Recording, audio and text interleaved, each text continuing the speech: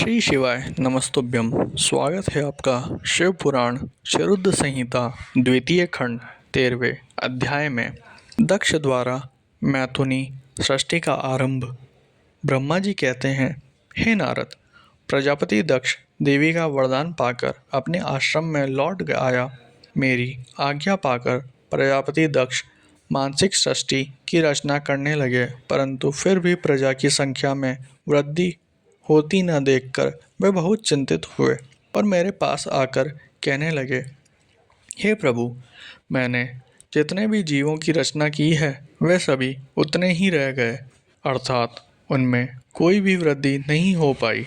हे तात, मुझे कृपा कर ऐसा कोई उपाय बताइए जिससे वे जीव अपने आप बढ़ने लगे। ब्रह्मा जी बोले, प्रजापति दक्ष, मेरी बात ध्यानपूर्वक सुनो।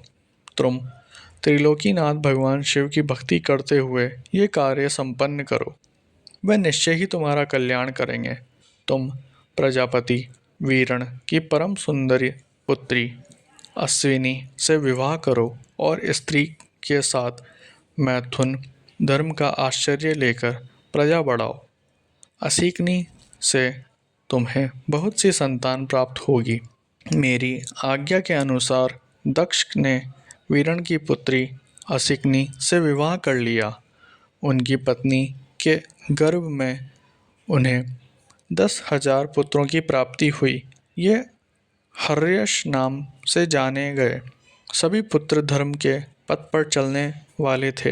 एक दिन अपने पिता दक्ष से उन्हें प्रजा की सृष्टि करने का आदेश मिला। तब इस उद्देश्य से तपस्या करने के लिए वे पश्चिम दिशा में स्थित नारायण सर नामक तीर्थ पर गए। वहाँ सिंधु नदी व समुद्र का संगम हुआ है।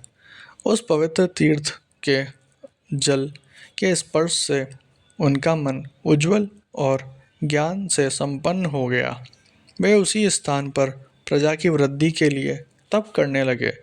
नारद, इस बात को जानने के बाद तुम श्री हरि विष्णु की इच्छा से उनके पास गए और बोले, दक्ष पुत्र हर्यशगण, तुम पृथ्वी का अंत देखे बिना सृष्टि की रचना करने के लिए कैसे उगत हो गए। ब्रह्मा जी बोले, हर्षय बड़े ही बुद्धिमान हैं। वे तुम्हारे प्रश्न सुनकर उस पर विचार करने लगे। वे सोचने लगे कि जो उत्तम शास्त्र रूपी पिता के निवृत्त परक आदेश को नहीं समझता, वह केवल रजोगुण पर विश्वास करने वाला पुरुष सृष्टि निर्माण का कार्य कैसे कर सकता है। इस बात को समझकर वे नारद जी की परिक्रमा करके ऐसे रास्ते पर चले गए जहाँ से वापस लौटना असंभव है। जब प्रजापति दक्ष को ये पता चला कि उनके सभी पुत्र नारद से शिक्षा पाकर मेरी आज्ञा को भूलकर ऐसा स्थान पर चले गए हैं जहाँ से लौटना नहीं जा सकता, तो दक्ष इस बात से बहुत दुखी हुए। वे पुत्रों के वियोग को सह नहीं पा रहे थे। तब मैंने उन्हें बहुत समझाया और उन्हें सांत्वना दी। तब पुनः दक्ष की पत्नी असिकनी के गर्भ में शबलाक्ष नामक 1,000 पुत्र हुए। वे सभी अपने पिता की आज्ञा को पाकर पुनः तपस्या के लिए उसी स्थान पर चले गए जहाँ उनके बड़े भाई गए थे। नारायण सरोवर के जल के स्पर्श से उनके सभी पाप नष्ट हो गए और मन शुद्ध हो गया। वे उसी तट पर प्रवण मंत्र का जाप करते हुए तपस्या करने लगे। तब नारद, तुमने पुनः वही बातें जो उनके भाइयों को कही थी उन्हें भी बता दी और तुम्हारे दिखाए मार्ग के अनुसार वे अपने भाइयों के पथ पर चलते अर्धव गति को प्राप्त हुए। दक्ष को इस बात से बहुत दुख हुआ और वह दुख से बेहोश हो गए। जब प्रजापति दक्ष को ज्ञात हुआ कि यह सब नारद की वजह से हुआ है तो उन्हें बहुत क्रोध आया। संयोग से तुम भी उसी समय वहां पहुंच गए। तुम्हें देखते ही क्रोध के कारण वे तुम्हारी निंदा करने लगे और तुम्हें धिक्कारने लगे। वे बोले, तुमने सिर्फ दिखाने के लिए ऋषियों का रूप धारण कर रखा है। तुमने मेरे पुत्रों को ठग कर उन्हें भिक्षुओं का मार्ग दिखाया है।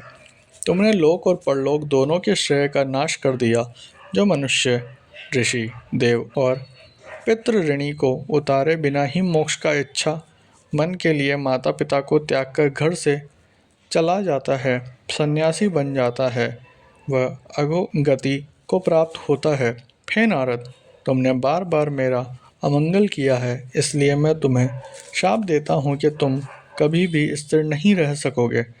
तीनों लोकों में विचरते हुए तुम्हारा पैर कहीं भी स्थिर नहीं रहेगा, अर्थात तुम्हें ठहरने के लिए सुस्थिर ठिकाना नहीं मिलेगा। नारद, यद्यपि तुम साधु पुरुषों द्वारा सम्मानित हो, परंतु तुम्हें शोक वश दक्ष ने ऐसा शाप दिया जिसे तुमने शांत मन से ग्रहण कर लिया और तुम्हारे मन में किसी प्रकार का विकार नहीं आया।